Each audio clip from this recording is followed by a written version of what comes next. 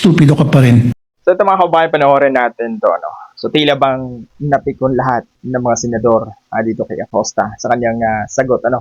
So ito panoorin natin mga kabayan.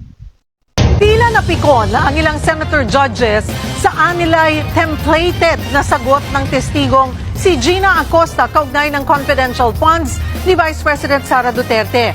Naiyak naman si Acosta nang maging personal na ang itinanong sa kanya. Sa frontline ng balitang yan, si Marian Enriquez. I'm sorry to each one of you. I'm sorry po. Kalagitnaan ng pagtatanong ng Senator Judges sa testigong si Gina Acosta, ang dating Special Disbursing Officer ni Vice President Sara Duterte, naiyak si Acosta. Panay din ang kanyang sorry sa loob ng impeachment court. Bago ang eksenang yan, si Senator Judge Amy Marcos ang nagtatanong. May pagkakataon ba na hinawakan yung pera ni VP Sara? Wala, ma'am. At nakita man lang kahit isang sentimo nung pera ni VP? Wala, ma'am.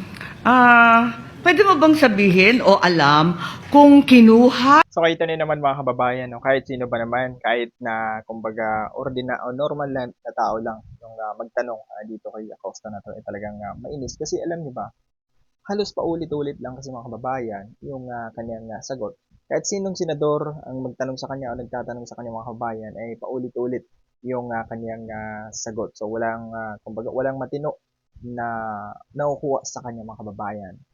So mahirap kasi, may babae siya. So may napanood pa nga ako na video, talagang sinabihan pa nga ni Senator Rapi Tulfo na stupid itong si Acosta mga kababayan. So masakit yun Kung ako dun sa yung sa babae, talagang alam ni mga kabayan, masakit talaga yung sinabi ni Senator Rapi Tulfo na stupid, di ba? The officer, Your Honor, ng Office of the Vice President. At siya po ang aming commanding chief, Your Honor, for the BPSPG, Your Honor. Ayoko na marinig yung template, Mr. President. Thank you. Si Senator George Ping Lacson naman, dismayado rin kung paano sumagot si Acosta sa usapin ng mga resibo. Sa oras yun. Sige, maraming salamat. Wala akong makuha sagot. Habang si Senator George Rafi Tulfo, pinapili si Acosta. Siya raw ba ay smart, average o stupid? Sagot ni Acosta, average lang siya. Kaya ipinunto ni Senator Rafi, nag-react ba siya sa mga pangalan ng resibo sa Confi funds? So if you're a normal or average person, papalag ka na naman. Teka muna, Kernel, bakit ganito? Bastusan na to, lokohan to. Yung iba-ibang mga pangalan pero isa lang po yung pirma. Hindi ka nagtaka? At ang sagot naman niya sa akin, Ma'am Gina, those are sensitive information, Ma'am Gina. At saka, in nature po yun. Welta pa ni Senator Rafi, You're stupid in the name of blind loyalty. Po yun. Naging stupido kayo sa ngalan ng isang tinatawag na blind loyalty. Nakapikit kung ano yung sinasabi sa iyo ng nakakataas, sinusunod mo na lang.